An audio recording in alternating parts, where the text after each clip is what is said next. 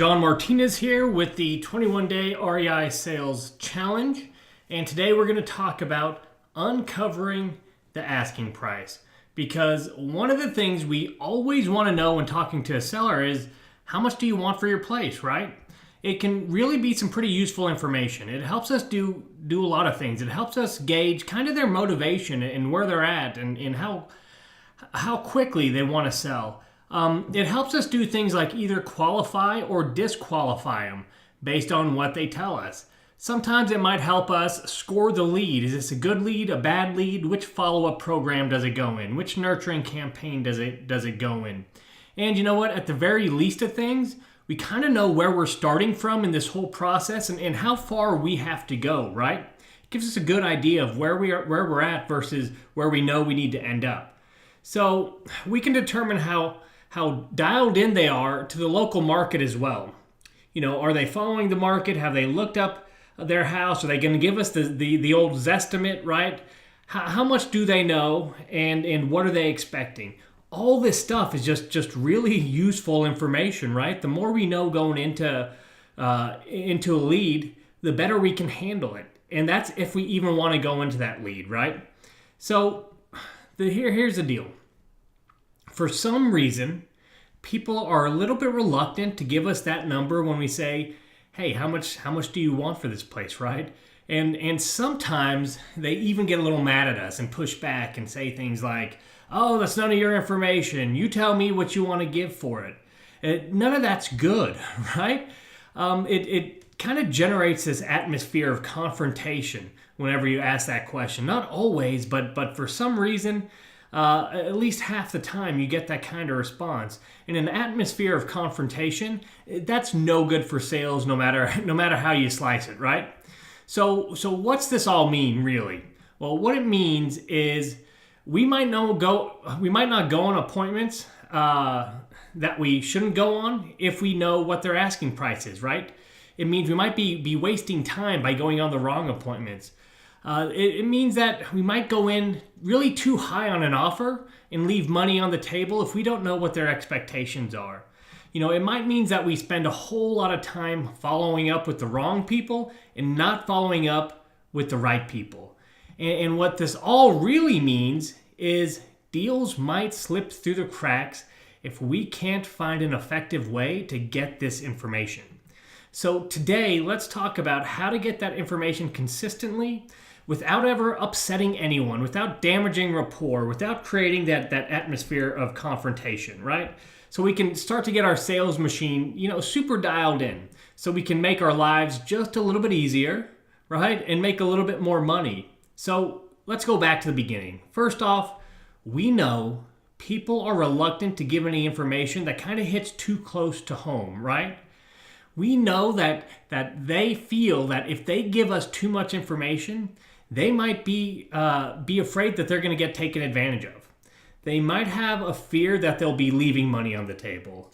They might fear that if they give us too much information, they might be pressured into buying something or taking some type of action they don't want to take. You know what? They might even be a little reluctant to give us that information because they're embarrassed, because they might not have any idea what their property's worth, right? Or how to gauge that stuff.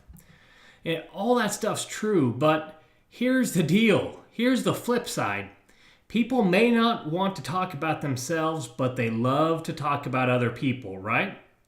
So here's what we're going to do. We're going to ask our prospects about someone else's house when we're trying to uncover their asking price. Here's what it sounds like. Instead of asking how much do you want for this place, here's an approach that I have found works tremendously well. So, hey Tom, what are houses around here going for? Or you could go a little bit deeper and go, hey Tom, what are houses in this neighborhood going for? Or you could get a little bit more specific and ask, hey Tom, what are the houses in this neighborhood that are kind of like yours going for? And you're going to get a real general, kind of a vague price, a vague description of what they're going for, but you're going to get a starting point. You're going to get a number. You're going to get a range. You're going to get something.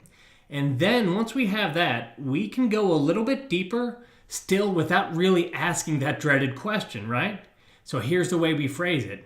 Okay, cool. That's kind of what I was expecting. So would you expect to get more or less than that for yours? See how simple that is? What's your neighbor's house going for? What are houses in this neighborhood going for? And we're still not asking how much do you want for yours. We're just asking, hey, would you expect more or would you expect less? And we can even follow that up with a simple, well, why is that? They'll tell you why. They'll tell you, well, it's in great condition. I just did this. It's the biggest house in the neighborhood. They'll give you all kinds of reasons, whatever their reasons are. It's just more ammunition for you, right? It just helps you get dialed in. It's more information you may or may not be able to use, but the more information you have about their property, their expectations, the better, right? So that's a very simple way you can take a tough question and make it very, very easy and start getting results and answers immediately. Now there's another way we can do this. We can do what's called bracketing. We can bracket them. I'm going to tell you how to do it. So what we do is we kind of keep the questioning very vague, and then we start to tighten the bracket around them. Here's what that means. Here's what that actually sounds like. So, hey, Tom, would you expect to get somewhere between 100,000 and 200,000 or somewhere between 200K and 300K for your place? Now, this is vague enough. That's a huge gap, right? That's a huge range of numbers. People don't care to give you a huge range, but then you just start tightening that down a little bit. So the next question might sound like this. Let's say Tom says, probably between 100 and 200. I'd follow it up with the question, just tightening down that bracket. So are you thinking the top half of that or the bottom? Right? So now Tom's going to say, probably the top half of that. So now I know it's between 150 and 2. I never asked him. Very little pushback from the prospect at this point. We can follow this up with a couple of guesses. So is that somewhere around 170 or 190?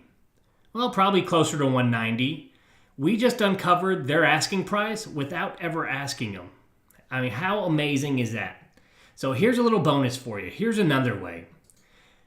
Another way I sometimes ask for asking price, and this gets deeper into some really tenets of psychology and things like that, but instead of asking, I just tell them they don't know, right? Because we know when we go directly at a prospect like this, we're going to create some pushback. So I'm going to intentionally create some pushback, but when I do so, I'm going to get exactly what I want. So I'll say something like, hey, Tom, you know what? I'm guessing you really haven't put much thought into what you even want for this place. And oftentimes I'll hear something like, no, of course I know. I want 275, 150, whatever it is.